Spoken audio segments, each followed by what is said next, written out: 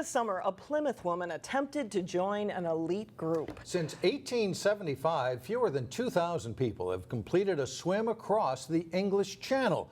12 News reporter Shannon Slatton introduces us to Karen Zemlin, who has had her eyes set on the channel for the last 8 years. When I started in this experience, I was like, yikes, this is a big task and a lot to learn. When Karen Zemlin swims, she goes the extra mile. If you want to do it, you have to really focus on it. She sharpened her focus on a new challenge after watching her then 68-year-old father try to swim the English Channel. He was doing a training swim across Lake Mille Lacs, and I knew that if I didn't do the swim with him, I would have to be on the boat that long. And I thought, well, I'm just going to do the swim with him. Rough waves ended her father's attempt in 2007. It's like, wow, the English Channel is a beast. But Karen now knew she wanted to try. That's why we decided it was kind of a priority right now. It's because it just gets harder as you age. With her husband Tom at her side, Karen set off learning how to be a channel swimmer. She logged hours in the pool and raced on Lake Minnetonka. She swam around Madeline Island and around Manhattan. She swam through heavy seaweed off the coast of California and did an out and back swim to Alcatraz.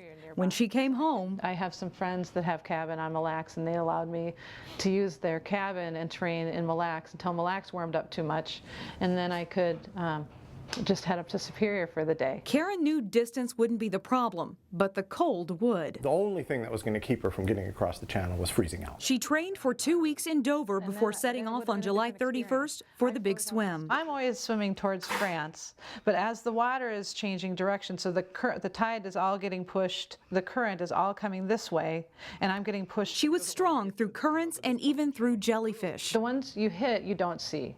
But there was plenty out there that I saw, too many to count. But after 12 hours in the water, the cold was too much to bear. It's getting dark, it's getting colder, it's not getting warmer. She's starting to shut down. I didn't think I'd crumble mentally, and I didn't crumble mentally. I was going to get to France.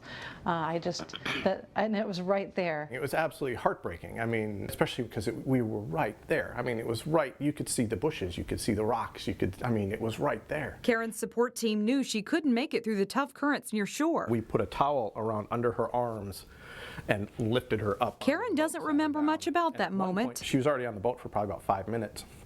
And she said, "Don't touch me, you'll disqualify me." And only later realized how close she came. As she started to warm up a little bit, she all of a sudden just says, "Shoot, darn." Strong and capable, to the point that a week later, before she came home, I just see some people with swim caps entering the water, and I'm like, what? There's a swim going on? She ended her British adventure swimming one more time. To be allowed to try that out was a real gift. In Plymouth, Shannon Slatton, 12 News.